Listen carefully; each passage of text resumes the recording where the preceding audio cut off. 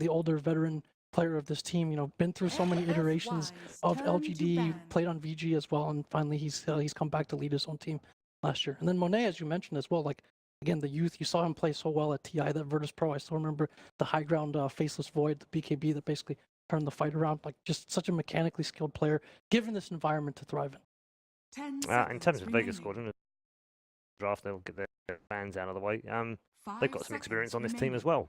Yeah, they have a lot of veterans, but for some reason, it just feels like they haven't been able to put everything together.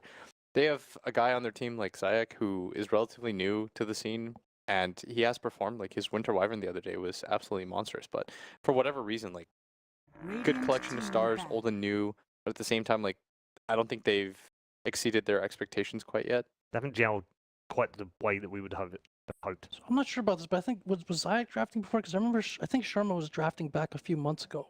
Yeah, he before was. TI. He was like originally their captain. I think he was drafting for them at Dream League, and then they switched things up. And that's often like the first thing that changes, right? Is your drafter. When things aren't working out, you're gonna at least bring in a new drafter, like change some ideas and stuff like that. I was wondering if the Gyro first ban would come out this game as well. I think just about every team that's played Vega at this tournament at least have been first banning it, because Vega will take it first phase if it's available, and LFY choosing to do that as well.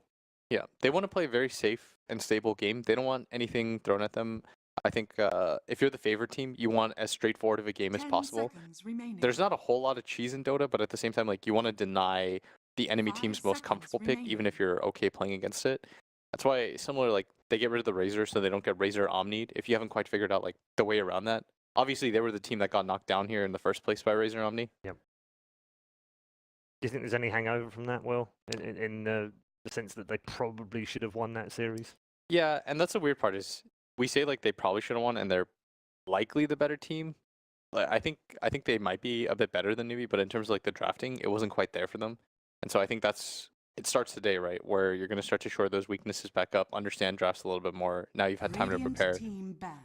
And for me, especially at TA, like drafting matters the most at really big events. Like all these minors and majors, like play of course will determine stuff, but it's the stability in drafting that'll determine how far a team goes, and that's why you need to make these mini adjustments. And it seems like they've learned and they've thought to themselves like, this Omni pick is amazing.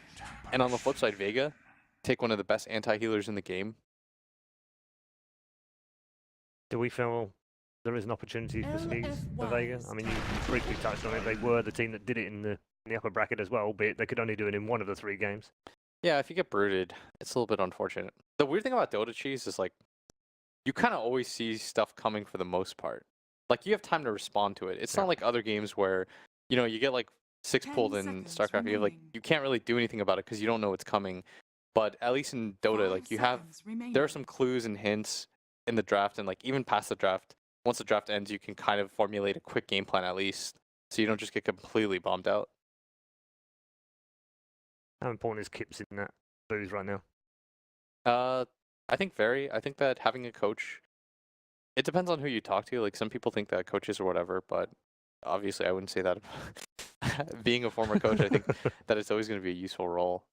I think it really depends on the team. Just as an example, within the Chinese scene, so for VGJ Thunder, like ROTK basically does the drafting. Yeah, it does, yeah. And so he drafts and they go and play it, and sometimes, you know, they'll joke about, we're not really sure what he wanted, or maybe we can't play the draft that he wanted, or maybe he doesn't give us our comfort of heroes because he wants us to learn to play a different way.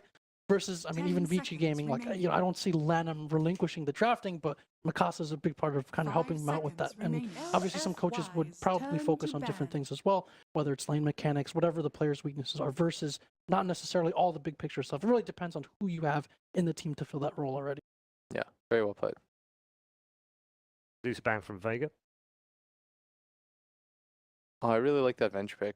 I think this hero, I was thinking about it on the bus right here, because I was thinking about Mineski, the first game, and I was like, what is Mineski going to pick? And I thought they'd pick something like the Venge, because it's just such an all-around stable core.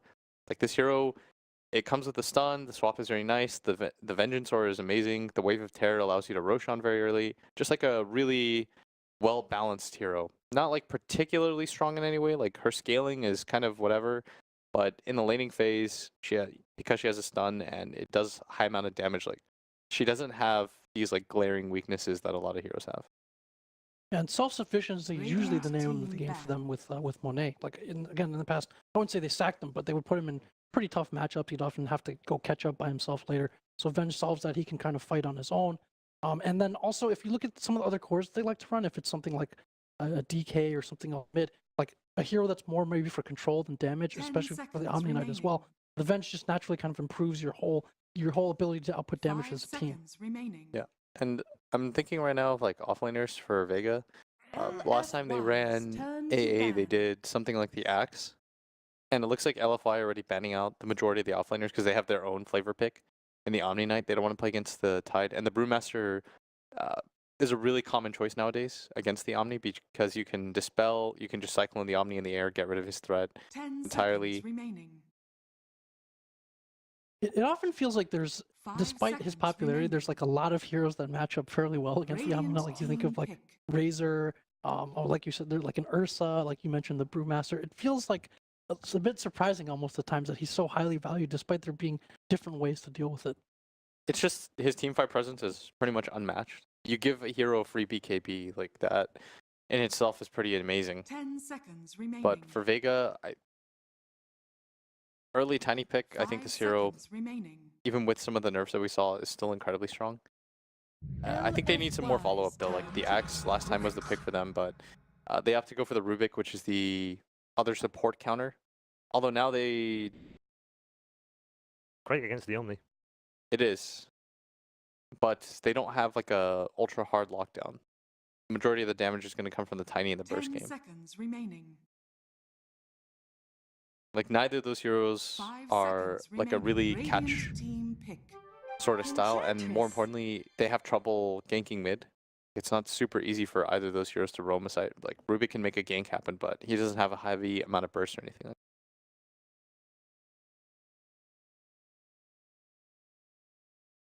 Yeah, it's a curious pick too, 10 considering there is seconds a AA on the other side. Yeah, Game so far from them. you would normally think, like, 5 again, seconds the remaining. magical burst being usually good against Enchantress with the anti-heal, that this would be a difficult pickup. But I think often when they get the Enchantress, they look at the supports and they see like the vulnerabilities. And when you have that creep early on, like the Rubik and AA really want no part of you. And that allows them to really just kind of do what they want with the lanes. Like they have pretty strong lanes right now, especially with the Venge as well coming online and being used.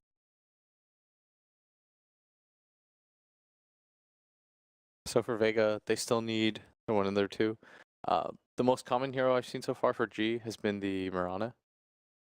But I think that you can go a little bit more mobility heavy this game. LFY's turn. Yeah. So they take Doom, the other offlaner that's we've seen quite often. Another good counter to the Omni, and more importantly, like you can always just eat Enchantress creeps when she sends by you. Why'd you laugh, by the way? Oh, it feels 10 like there's like seconds Omni remaining. counters everywhere out of the woodworks. But I mean, if you're focusing so 5 hard, like 3 of your seconds picks remaining. are meant to counter Radiant one hero, team like ban. then it kind of serves its purpose in that regard. Like it opened up the rest of the draft. And now we have Dragon Knight. Good pick. Very nice. High amount of regen. The only 100% hero with 5 or more games at this tournament. Really. Again, a signature hero for Super. 10 seconds Even remaining. if he has a bit of a rough lane, it's fine. He becomes very hard to kill at some point, and if 5 he sits there, seconds you leave him. remaining. He's able to take your time, and that's kind of one of Super's signature. That's like always the type of hero that he plays. It feels like a tanky hero, a hero that maybe isn't flashy in lane but can take objectives. He has tempo. He can say at some point, guys, come behind me. Let's go take Turn a to push. We're ban. really strong. And if you look at like this LFY lineup, I would say at about 10-15 minutes, if the lanes go well for them, you have that Omni Knight who's just unstoppable at that point in the game, and Enchantress. They can probably threaten high ground very early on. There's like I think Super is like the most flowcharty player I've ever seen in my life. It's like, you look at LFY's draft, is like, is DK banned? Then LFY, DP. yeah, it's like they're picking DP. Is Is he DK not banned? banned? Then they're picking DK. Like that's it's a branch. Are they it's both just one banned? branch. Medusa. Medusa. Yeah. Did I they was take gonna say Medusa? Yeah, Sniper. yeah. That's free. Yeah. 10 Yeah, those are the top seconds. 4, Radiant like, team of his pick. play over the last 3 months and this patch. Yeah. So they take Witch Doctor. So the thing about AA is like, yes, he counters heals, but at the same time, like it's very easy to run over this hero, and once you use your ulti after the fact, heals are very useful. So in that regard, for example, we used to think of 10 seconds Jug being remaining. countered by AA, like the healing ward, but in actuality, it works the other way around, where the 5 healing ward, seconds after the remaining. presence of the ulti runs out, you just healing ward up, then you run through, and now AA is kind of a useless hero.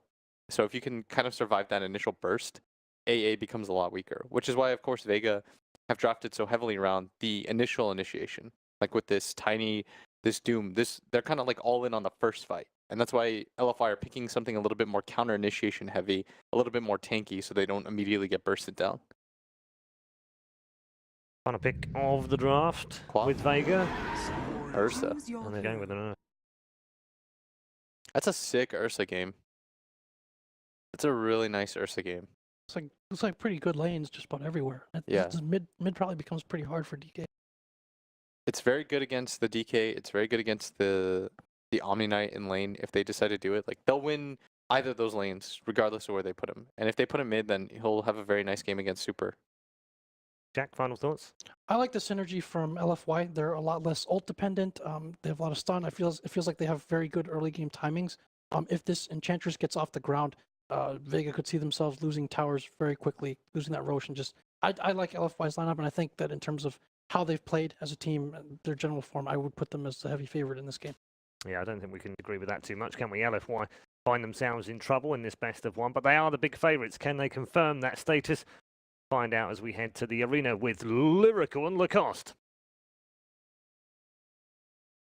Thank you so much, Paul. Oh my goodness gracious, that was amazing. But Lacoste, best of one, it's happening right now. LFY, obviously the favorites in this one, but Vega Squadron, they put together a scary draft. What do you think?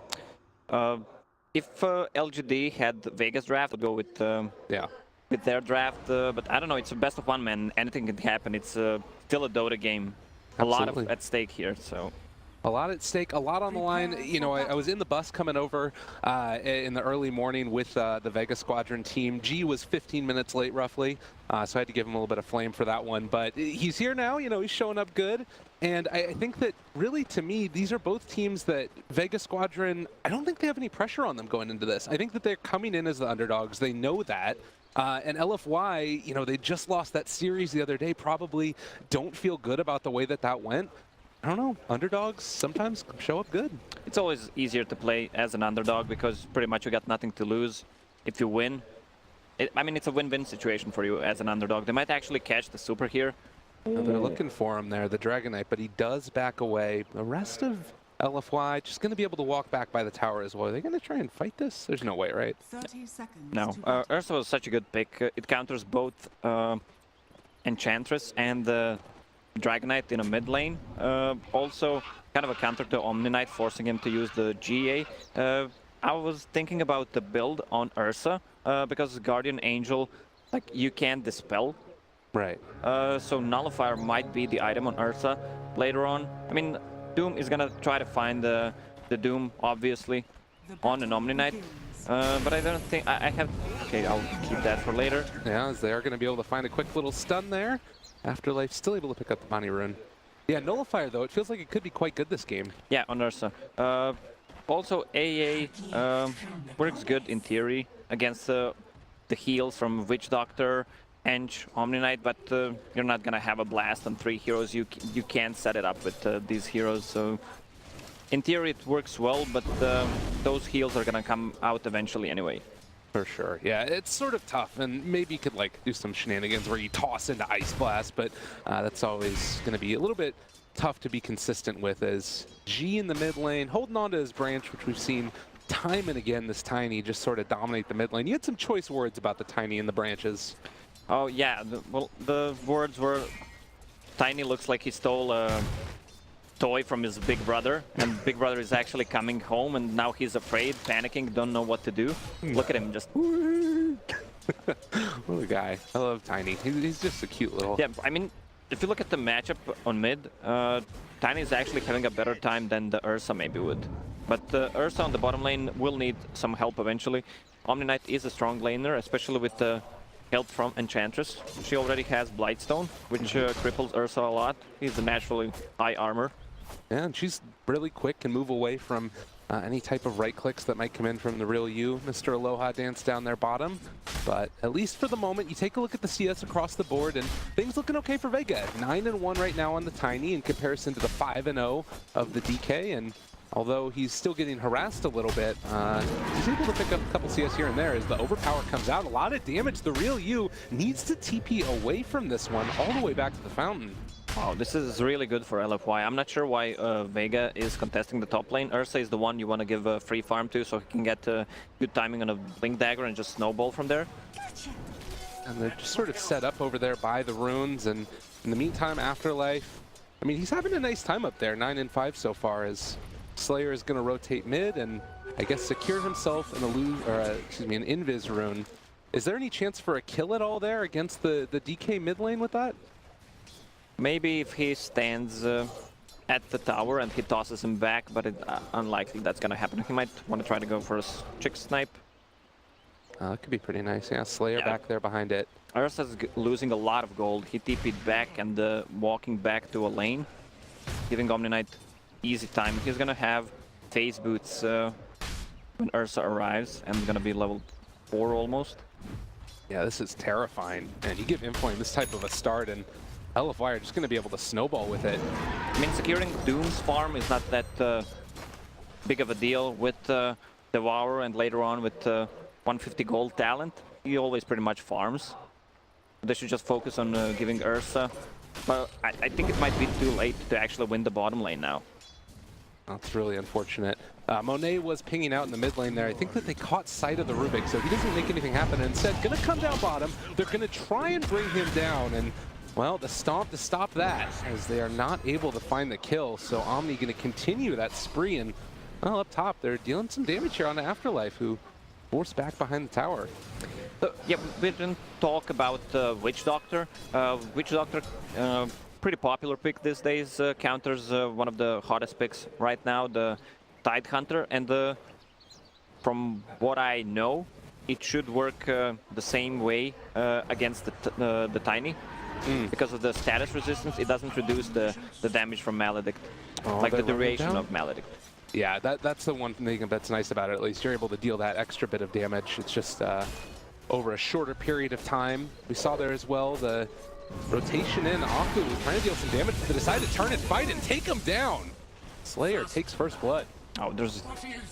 I guess he didn't think he can die there with 2 creep waves. Oh, now again, Afterlife in some trouble. DDC able to force him back yet again, and Monet continuing the chase. He's not giving up on this one. Wave of Terror. Don't think that's going to be quite enough. It actually might be with one last tick. No, that was the Wave of Terror. Yeah. Well, sadly, Witch Doctor was not level 3 there. With level 2 Maledict, he would have been dead.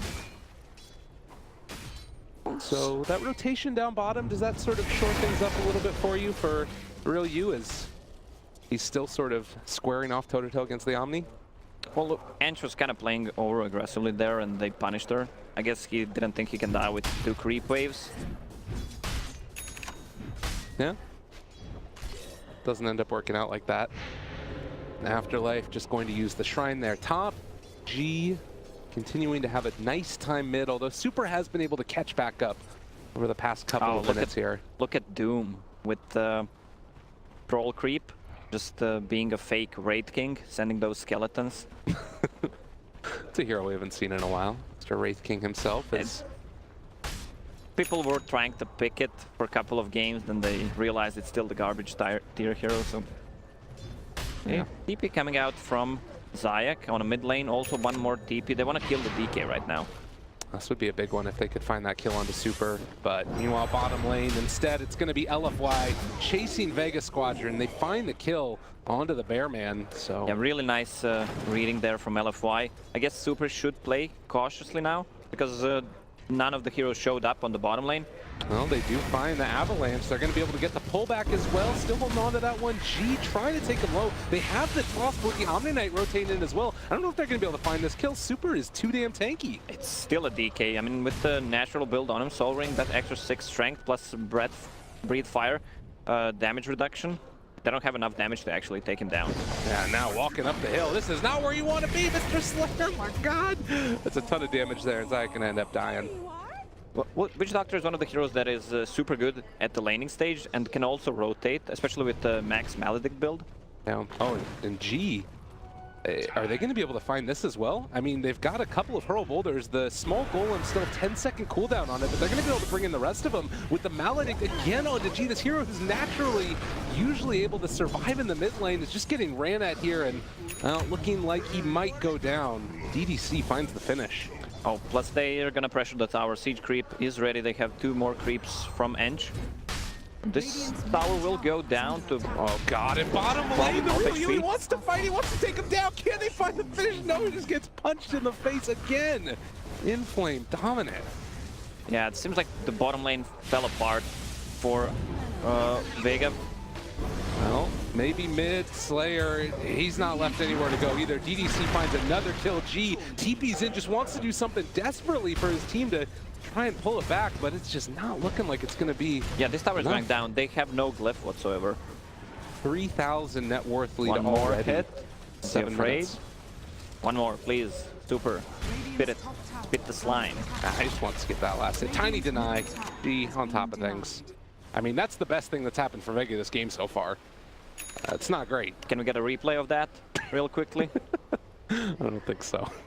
Radiant's Well, bottom 8 tower minutes is in, under you attack. take a look at it, and the net worth is just fully inhabited by all of LFY. Omni Knight leading the way, and oh, there it is. Look at this. Oh, production always on point. Thank you, production. The value. Radiant structures Bottom are lane, fortified. we've got ourselves a smoke as Vega Squadron want to make something happen. If they can find this kill on the Omni Knight, this would be big. They Still are no points in rotating. GA though. They do have Doom. Afterlife looking Radiant's for it. bottom He has a tower is under TP, attack. and well, he's just sort of scooting along there. They get the lift, they get the Doom, and finally something going right for Vega. Yeah, a lot of commitment there. Just to take down the Omni Knight. Maybe they can push out the top tower now. Okay, Doom is already there defending it. Ursa is gonna have a really hard time recovering. He's not the hero that can flash farm or anything. He needs Oh the my kills. god. Look at Afterlife. They just dive in there. They go in for the swap, realizing that there's nobody else to help them out. The Wave of Terror comes through as well, but they are going to have to back out. Afterlife, a bit too tanky for that one, although Super is also rotating down here. They might just be able to take the tower. Yeah, Super with the Arcane Rune just popped it. Arcane Rune gone. They can actually take this tier 1 tower. I don't think Vega can contest. No 6 on AA. Oh, 6, not even level 4 on AA. Oh, bottom lane, the real you forced to TP away again. Is he going to get out of there? No! Inflame kills him again. Yeah, I don't know what Ursa needs to do to come back into the game. Maybe if they win a team fight somehow and manage to sneak into Roche pit and get a Roche, so he can actually get the levels and some farm from it. I mean, they need something. There ain't no doubt about that. And the unfortunate part is that LFY has drafted this lineup that doesn't really give them any room. It feels like they're constantly just being suffocated. And every time they go out to a lane, they're getting ran at. Like, Afu's coming down here again with another creep. They're ready to push down this bottom tier 1. Yeah, they know Doom is down, so they can actually take a team fight. There's no Oh, no. threats coming up from Ursa. Oh, he manages to escape. Well played by AA. And they can just continue, actually, try to siege tier 2 tower as well. Has fallen. Whatever they want. All tier 1's gone. Vega Squadron looking for an answer as they're 5,000 net worth behind at 10 minutes into this game. This is a beatdown. Yeah, that's 3 towers, 1 denied though. Gotta go back to the deny. Super almost has drums with the power threads and magic wand. They have a drums on the Omni Knight too already. Yeah, they just want to keep fighting, keep the pressure, get that advantage going. Oh, okay, man, they and might DDC. find Tiny. Bottom tower Now, is G, under very attack. lucky to just back out at that particular point. And, well, they're going to commit for the tier 2 down bottom, like you said. It's happening. They need to make something happen on the top lane. Doom actually just TP top. They need to get something out of this. If Venge just plays Radiant's careful, bottom tower it's gonna be pretty much a disaster for Vega at this point. I mean, 4 heroes rotate up top. They're going to smoke now. It isn't under a ward or anything like that. The tier 2 tower is gone, though, and Monet still in the Monet lane. should know about it. Yeah, he's gone. Well, LFY very prepared for any type of move that Vega could make, and while they smoke up, they aren't able to really find anything yet. They do drop a ward here, so they still see that Monet's in the area. They need to push out that creep wave first. Supports on the side of Vega are still level 5. Once they get level 6 on AA, maybe they can turn things around a little bit. Okay, this is a deep ward. They have a vision on Monet. Yeah, this would be a really big pickup. Yeah, but since they don't have any wards, LFY on that side is just being super careful about not going in too deep. Okay, Vega says it's enough. They're going in for it. Ice Blast out, every dang thing, and Monet is going to drop. They actually drop the Doom now as well onto the DK, but Omni Knight's starting to come in. They're able to get the turnaround. The Purification is already there. The Cask is bouncing. That's going to be another one down. They take down 2, and the Doom DK doing a lot. I don't think you want to doom the DK, to be honest. I mean, he just doomed the first guy who TP'd in after they blew up the Venge. I mean, at the end of the day, they did kill Monet. Like, they found themselves the pickoff. Is that worth anything? I don't think that changes pretty much anything. There's still 6k gold ahead. He's gonna have that Mask of Madness pretty soon, then he can just flash farm with it. Yeah.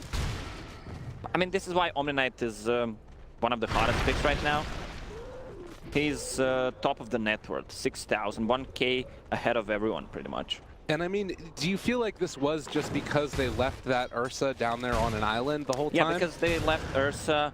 They focused the tri-lane with the Doom. Doom can recover easily, Ursa can't. And we see now that he can fight. I mean, Ursa is not a hero that he can actually run in and do stuff. They can know about this, but the rotation comes in as well, and they're able to take them down rather rapidly as Slayer just going to try and breathe some fire on people, but it's not really going to amount to that much as LFY securing themselves Roshan. Aegis goes to Monet. Lacoste, where do they go from here? They should just pressure the tier 2 mid and the top lane. They just need to push out the waves. Not the best wave clear. They have Dragonite and Omni, who just continues to farm on the bottom lane. They actually find the Slayer. Yeah, he's in trouble, and well, unfortunately, I don't think he's getting out of that one. DDC, unstoppable streak right now. He is 6-0-2 on a Witch Doctor. Well, Witch Doctor, pretty popular pick. I think he's gonna get picked more a lot because of that Maledict, as I already mentioned, against the Tidehunter, against Tiny, provides a lot of heal. What did he buy? Is that an urn? Yeah, that's an urn. So, a lot more heal. Also, you can upgrade it to Spirit Vessel, which is my favorite item of the new ones. Yeah. Works really well with Maledict, especially against the heroes like a Doom. Scorched Earth, you don't heal too much from it. Well, another kill here, it's looking like, is Afterlife getting ran down. They drop the Witch Doctor. Ward doesn't matter, but DDC picks up another one. One of the best heroes to ensure that those kills come out with Maledict. Radiant's top tower is I mean, Tiny is only in 1 kill. I mean, they have 3 kills, but still, that's a 33%. But I think he needed to be maybe a bit more active because bottom lane was kind of destroyed. Yeah, it's really, really tough. And now it's just sort of like left, where do you go? They're going to try and find this pickoff on the in lane and the mid lane, but the Ice Blast off the mark. They are still running him down, but now with the Guardian Angel already out, can they actually further chase this? They're bringing in Monet, the swap back, keeping him alive. They turn the fight yet again. Is the real you going to get ran at and going to die to the Maledict and Monet as Slayer trying to turn this again, but it's not going to happen. LFY, too good, 2 on top of it, and they take him down. Yeah, they almost catch the Tiny as well with Dragon Tail just being 1 second cooldown. I really don't see Vega Squadron getting back into this game. The tank build on Omni Knight, he actually finished the Vanguard and has a casual plate mail. Jesus Christ. He's a monster, well and truly. And now, tower being sieged, they're ready to keep this pressure on. Not really anything stopping them. In 15 minutes, they're looking to try and take down a tier 3 tower. This is the biggest win that we've seen so far in this tournament, it feels like, is LFY just not stopping, and maybe they might have gone too far, but Monet just going to be repelled and still holding on to that Aegis. They have a level 2 swap if they want to initiate with that. Thinking about it. But they're just going to back out, playing it safe, as LFY going to continue the dominance, and the Enchantress and Witch Doctor are almost ahead of the Tiny at this point. This game has fallen far off the rails. If they can somehow Doom, the Omni Knight, but there's so much heal coming out from Venge and even the level 1 heal from Witch Doctor. I don't really think they can turn this around anymore. Yeah, you need the order of operations for winning a fight at this point is so absurdly long of a list that it's feeling pretty impossible. Maybe it starts, though, with Afterlife finding the Doom onto one of these guys. Doom comes out, Ice Blast down as well. Afterlife, though, it's all for naught. He is just going to get ran down here as well. Maledict damage is coming out the real you, trying to find the kill on the Witch Doctor. It's a big old bounty. He's able to walk away, and now they find the return kill instead. Slayer steals Repel, wants to run, but Super, they got him in his sights. He denies his creep as well as he chases forward. Slayer, where you going, buddy? Nowhere left to go. They find the finish. 3-17, 16,000 at 17 minutes. Yeah, the next fight they take, if they win on the side of LFY, it's gonna be a GG. My God. Humanity. They don't have a Blink Dagger coming up on Ursa anytime soon. Neither does Doom. No big items. No nothing pretty much whatsoever.